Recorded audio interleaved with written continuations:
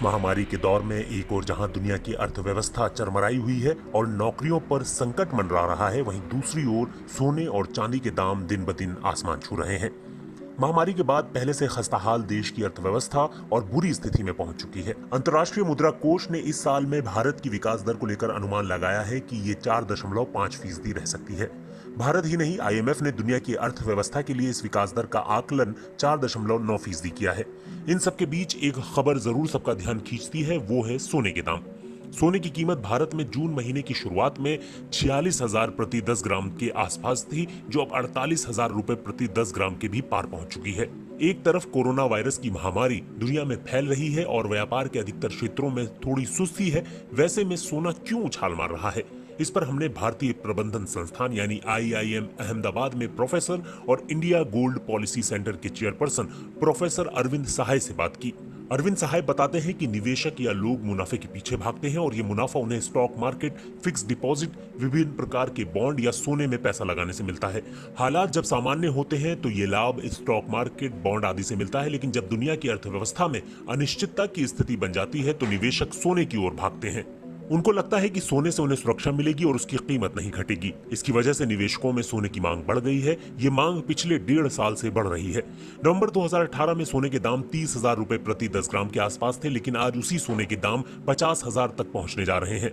बीते 4 महीने पहले देखें तो इसका दाम 40 से 42,000 के आसपास था। ऐसा नहीं है कि ये अनिश्चितता केवल कोरोना वायरस की वजह से पैदा हुई है। इससे पहले चीन और अमेरिका के बीच चले ट्रेड वॉर ने भी इस अनिश्चितता को और बढ़ाया था और सोने के दाम बढ़े थे। कोरोना वायरस ने कैसे सोने पर असर डाला है, इस पर प्रोफेसर सहाय कहते हैं कि कोरोना महामारी के कारण लोगों की नौकरियां चली गई हैं, अर्थव्यवस्था की विकास दर और घट गई है। पहले विकास दर में 5% का अनुमान लगाया गया था, लेकिन अब इसमें 6% की गिरावट की बात की जा रही है।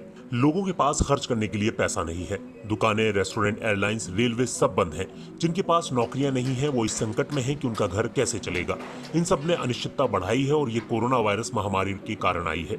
इस अनिश्चितता ने लोगों में डर पैदा किया है, जिसकी वजह से वो खर्च करने को तैयार नहीं है, लेकिन वो सुरक्षा चाहते हैं।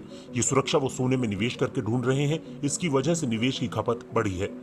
लोगों के अलावा पूरी दुनिया के बड़े बड़े केंद्रीय बैंकों ने सोने की खरीद बढ़ा दी है। इनमें भारत का केंद्रीय reserve bank, European central bank, people's bank of China, federal reserve जैसे बैंक शामिल हैं। 5,000 साल पहले भी सोने को मूल्यवान माना जाता था, क्योंकि ऐसा माना जाता है कि सोने की वैल्यू हमेशा बढ़ती है, घटती नहीं है। लेकिन इसकी वैल्यू घटती बढ़ती रहती है। आईआईएम अहमदाबाद के इंडिया गोल्ड पॉलिसी सेंटर का अनुमान है कि आने वाले 5-6 महीनों में सोने के दाम और बढ़ेंगे, क्योंकि इस सेंटर ने साल 2018 में ही आकलन किया था कि आगे सोने के दाम और बढ़ेंगे। आखिर भारत में सोने की खपत कितनी है? डॉक्टर सहाय बताते हैं कि भारत में सोने की मांग 3 तरह से होती है।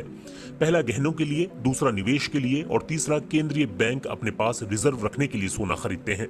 देश के केंद्रीय बैंक में जितना सोना होगा, उसकी बदौलत उस देश की क्रेडिट रेटिंग उतनी अच्छी होगी। भारत में सोने के दाम बढ़ने की एक दूसरी वजह बैंकों का 2018-19 में 600 टन सोना खरीदना भी है, क्योंकि इससे मांग बढ़ी और सोने के दाम ऊपर गए। फिलहाल भारत में गहने के लिए सोने की खुदरा मांग में अधिक गिरावट है, लेकिन निवेश की मांग बहुत बढ़ गई है।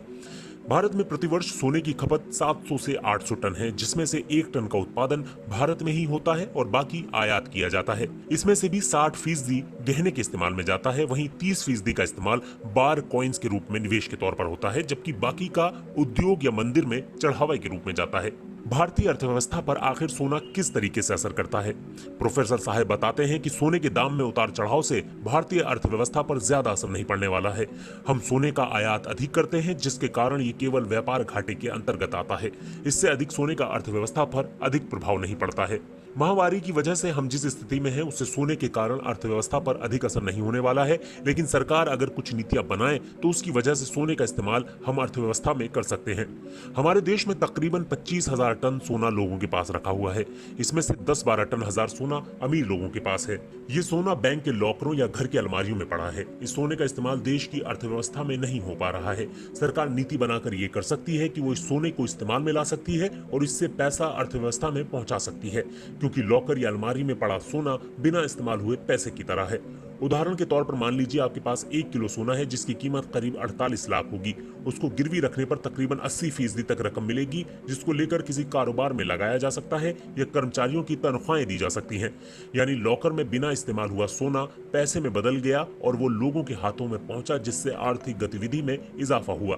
ये बेकार पड़े सोने के इस्तेमाल का समय है, क्योंकि इससे आर्थिक गतिविधि में तेजी आएगी।